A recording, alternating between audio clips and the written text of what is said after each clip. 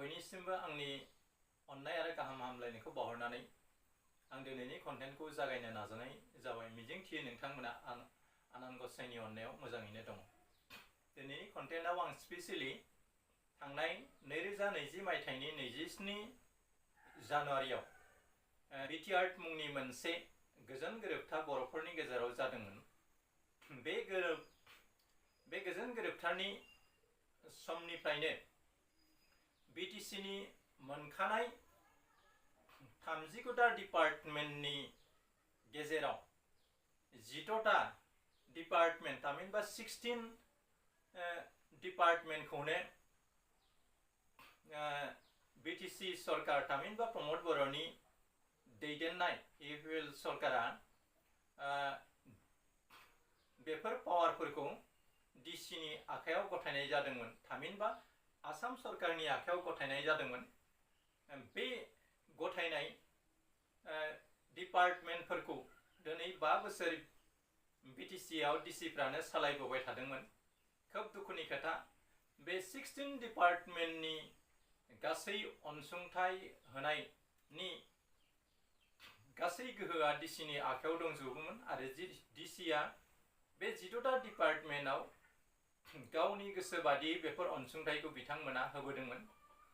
नाथाय बै बुब्लियाव बिथांमोना बुंबोबाय थादों दि बिटिसि सरकारा बिथांमोनखौ डिसिखौ बेफोर खामानिफोरखौ नायसोमनो थाखायसो बिथांमोननो नायबिजिरनायनि बिबानखौ गथायनाय जादों होननानै बुंबाय थादों। नाथाय बयबो मिथिगौ बिटिसिनि मोनखानाय ट्रेन्सफार्ड साबजेक्ट बिथांमोना आसाम सरकारनो गथायनाय खोथाया रोखा जाखादोंमोन बै बुब्लियावनो। आरो बे 10टा डिपार्टमेन्टखौ दैथायहरनायनि थाखायनो माखासे रायजो राजाफ्रा इउपिएल गभर्नमेन्टनि सायाव खुद्रिनाय आरो गाज्रि मोननाया जाफ्लेबोबाय थादोंमोन आरो बिथांमोना बिटिसिखौ जाबादि लागाम हमनानै सालायनांगौमोन बेबादि बिथांमोना सालायनो हायाखै। जायनि जाउनाव बिथांमोना 5 बोसोर जायैयावनो बिथांमोना गोबां बेले बेजेजों मोगा मोगि जानो गोनां जादोंमोन। गुबुन फारसेथिं गोदान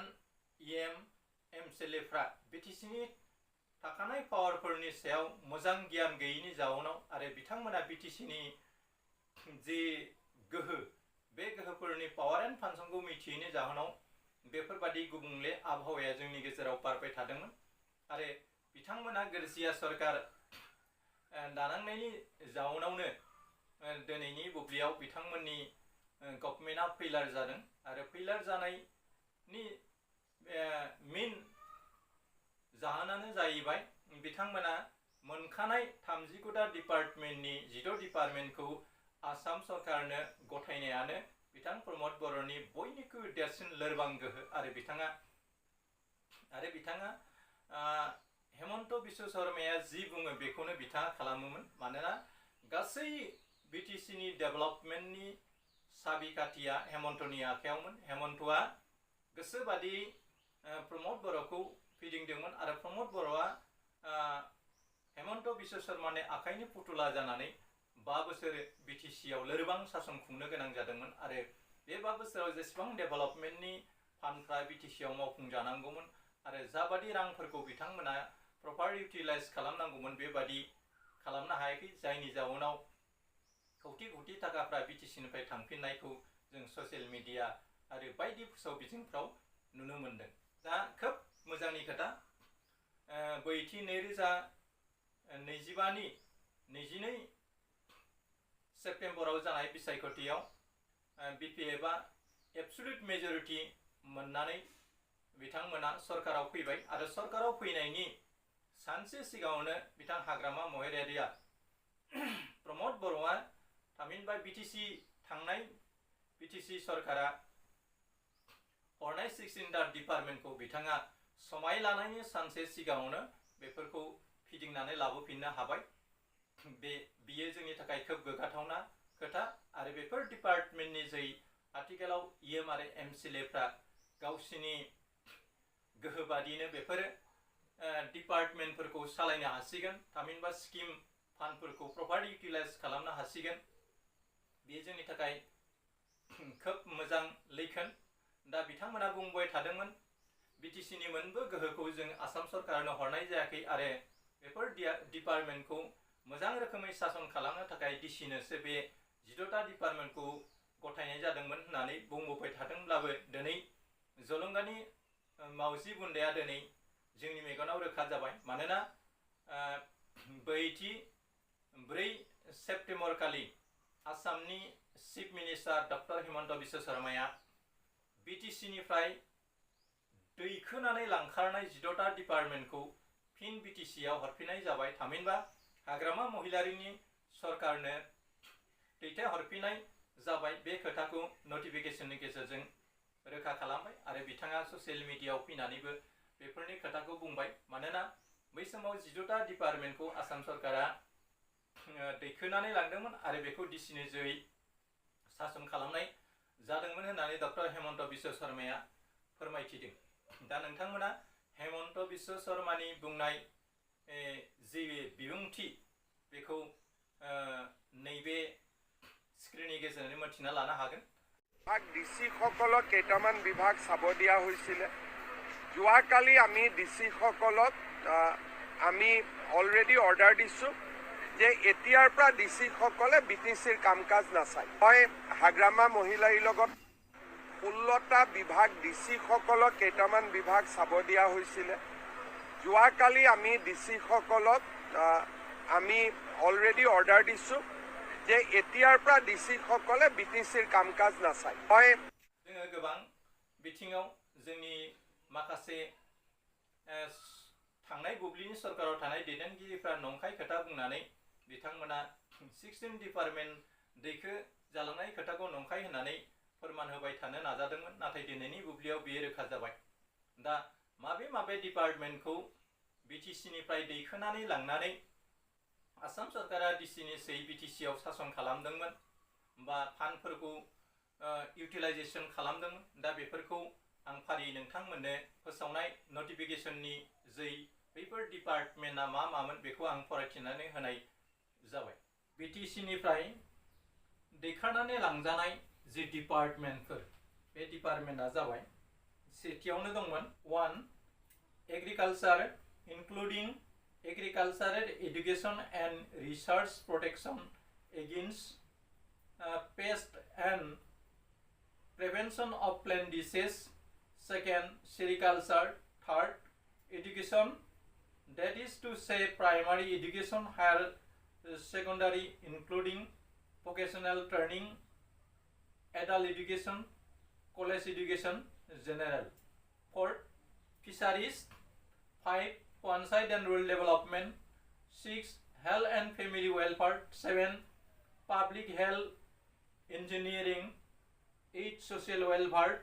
9, flood control for protection of village, paddy field, market and town, not of technical nature. 10, weight and measured subject to the provision of entry 50 of lease I of the 7th schedule. 11, urban development, town and country planning. 12, land revenue and disaster management. 13, food and civil supply. 14, intoxicating liquids, opium, and derivative subject to the provision of entry 84 of lease of the 7th schedule. 15, relief and rehabilitation. 16, any other representative as may be entrusted by BTC authority from time to time. This order come to force with immediate effect. Akashdeep IS, Principal Secretary Buduran Territorial, Kokrajhar. दानिया नोंथांमोना बे डिपार्टमेन्टनि जै मिथिनो हाबायदि थांनाय बुब्लियाव प्रमद बर'आ आरो प्रमदफोरजों लोब्बा थानाय माहारियारि आफादफ्रा नंखाय एलिगेशन होनानै बेफोर डिपार्टमेन्टखौ लांखारनाय जायाखै बायदि बायदि होननानै खायसे प्रमद बर'जों शेयार खालामफानायखौ जों नुनो मोन्दोंमोन। नाथाय दिनैनि बुब्लियाव रोखा जाबायदि आसामनि chief minister doctor Himanta Biswa शर्माया BTC निफ्राय दैखोनानै लांनाय 16 दार डिपार्टमेन्टखौ दिनै BTC नि आखायावनो गथायनाय जाबाय आरो BTC नि गोजोन खौसेथि आरो जौगानायखौ हास्थायनानै बिथाङा BTC खौ हाग्रामा महिलारनि आखाइजों मोजां रोखोमै सासन खालामफिननो हानायनि खाबुखौ खालामना होबाय। बिनि थाखाय डक्टर हेमन्त बिश्व शर्मा गभर्नर आरो आथिखालनि BTC नि गोदान सरकार बिथां हाग्रामा महिलारनि सरकारखौ जों बरायनांगोन। बिथां हाग्रामा महिलारनि दैदेननायावनो BTC आव गोबां जौगालांनाय हाबा जादोंमोन आरो बेफोरो फसंथान अफिस आदालतनि जै गोबां रायजो राजाफ्रा साख्रि बाख्रि मोनदोंमोन। नाथाय बिथां प्रमद बर'नि सरकाराव थानाय समाव बिथांमोना गोबां जाख्ल'नाय सोबख'नाय आरो बायदि डिपार्टमेन्टफ्राव बेले बेजे जानायखौ जों नुदोंमोन आरो बिथांनि दिनाव सरकार सालायनाय समाव एनकाउन्टार जानानै फरेस्ट डिपार्टमेन्ट आरो NDB नि बारग' दैदेनगिरिफोरखौ एनकाउन्टार खालामनानै गावथारनाय जाथाया चिराङाव जादोंमोन। दा बेफोरखौ बुंनो थांब्ला गोबां खोथा दङ। दा बेफोरनिफ्राय जों मिथियो बिथाङा सान्तिनि थामहिनबा गोजोननि गिजि दलखौ दामै दामै बिथाङा बुंबोबाय थादोंमोन।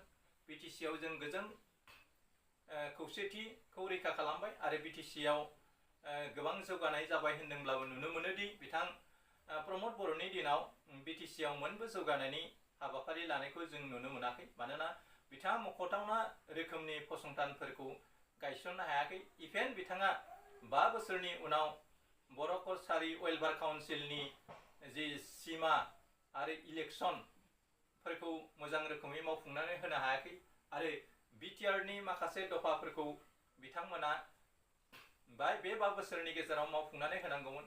नाथाय नुनो मोनबाय बिथांमोना सरकार बायनाय समहालागै बिथांमोना मोनबो BTR नि दफाफोरखौ मोजां रोखोमै इमप्लिमेन्टेसन खालामनो हायाखिसै आरो गहपुर सनितपुर ओनसोलनि माखासे सोबावनो थानाय गामिफोरखौ बिथांमोना जाबादि बुब्लियाव सोसननानै BTC आव सरजाबफानांगौमोन बेखौ सरजाबफानो हायाखै आरो बेखौ फैबाय थानाय बुब्लियाव बिथां हाग्रामा महिलारिनि जैनो बेफोर ओनसोलाव गामि सोसननाय आरो जौगानायनि हाबाफ्रा बेफोर ओनसोलाव जाहैगोन।